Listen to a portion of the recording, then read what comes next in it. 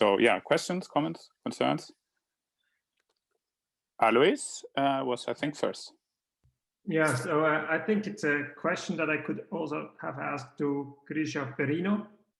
But I think in your approach, you would like to give more weight to this ranking measure, so whether people experience the change. And so I wondered, to what extent do you think of this measure, of this ranking measure, as one in which people also take into account / evaluate their changes in preferences? Because over time they might think differently about their life and how they live their life. And of course, when you ask them about whether their life improved, this might also be a statement about how they value things today. And this might, depending on what you want to measure, this might be critical. So my understanding is, yes, it's clearly, there could be clearly the application of current preferences to the evaluation of the past life. But then it goes back a little bit to the normative point. I mean, is a society where everyone is thinking that they are doing better off?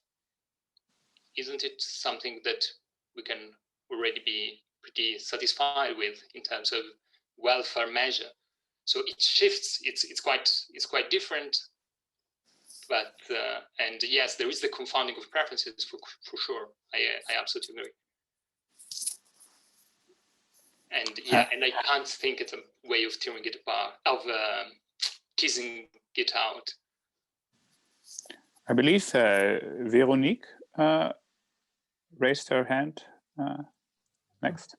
Thank you. I don't know if I was the next one, but yes, I was wondering how you could match somehow memory with the stability of the scale.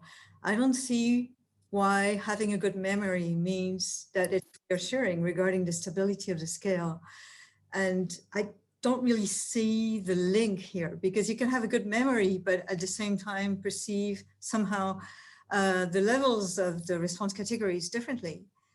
So I was just curious to see what your thoughts were on that. So that there's matching. So again, so yeah, thank you very much. I would say I agree. So the way I think this question can be constructed is in jointly testing the two. That is to say, if you tell me 1 year, okay, your satisfaction is 6, and the year after you recall your satisfaction, you say that it was 7. There is no way to say if it's coming from your memory, or if it's coming from a memory or from a scale shift. However, if you consistently report the things which are, if you say 6, in 2020, my satisfaction was 6 all over, then this is a quite, I see at a way of testing that both are actually pretty stable. I'm not sure this is what we're gonna find, but since we cannot disentangle the two because we need to accept that latent satisfaction is latent, the way I hope it could work is to cross-validating assumptions, basically. But yeah, I absolutely agree with what you said. Katja? Yeah, thanks. I was wondering, so since you're simultaneously testing several channels, right, of how the answers might not be consistent, and then if you see that the answers are consistent, you conclude that no channels are at work, like people recall well, they don't adjust the scale.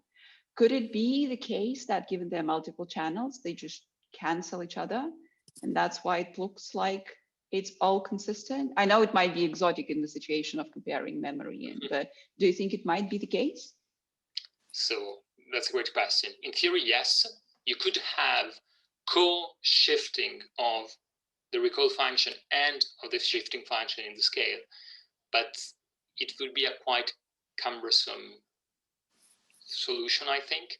I actually find, it's very unlikely, I think, that there is no memory bias and no scale shifting, but my hope is to find some quite weak assumption, maybe in terms of ordinal consistency that help the assessment. But yeah, in theory, absolutely, they could compensate. I agree. Thank you. Michael, I think you raised a hand. I did. If I'm not jumping the queue. Nah, you're not. Yeah. So on this point, if the remembered and the reported well-being match, then what follows is that either memory's good and the scale hasn't changed, or they've both failed. So if you have a change going in one direction, so I've got this in my paper, but I can't remember it off the top of my head. But basically, if your memory is, if your scale has expanded, then you have to have, your memory has to show a change in a particular direction. So they have basically, if your scale changes and the memory has to change in the same way for the pattern to look the same over time. So in fact, you need like quite improbable concurrent failures of scale shifting and patterns with memory to make the patterns of memory look consistent. So I think the information, I think Alberto is not doing himself enough credit. I think the information Alberto and Claudia present indicates that memories are good and the scales don't change. I think that's the most natural way to interpret. So. Thanks, Michael. One quick thought or one worry that I have, and I think Alois and Reto made this worry too, was that, so if I'm asked, okay, how was your life satisfaction last year? And I'm a member of a panel data set. So I was in fact asked last year, would I not maybe just remember the number that I gave? And so in that sense, just adopt my past reporting function. And it seems to me that the sort of, is your life better now or is your life worse now, gets around this naturally adopting my past reporting function, which could then explain, okay, people being accurate with their memories, but they could still have, a scale shift. Yeah, I think it's a good point. I mean, it's the question of the interpretation of the question. So in this case, they would be misinterpreting the content of the question, because it would not be recall the number you gave last year. But yeah, I mean, it's a very pertinent point.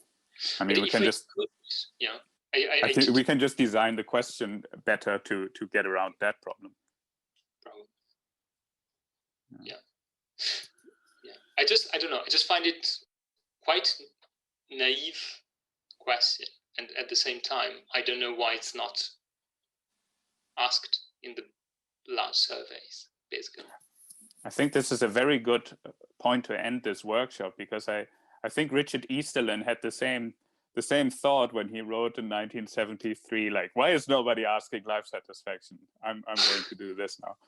And I think we're now at the end of the time that's been allotted to us. But I want to thank everybody who gave a presentation, and everybody who joined for those 2 days and shared their thoughts and comments and ideas. And I think we made at least some conceptual progress. And yeah, I enjoyed it a whole lot. So thanks for everybody.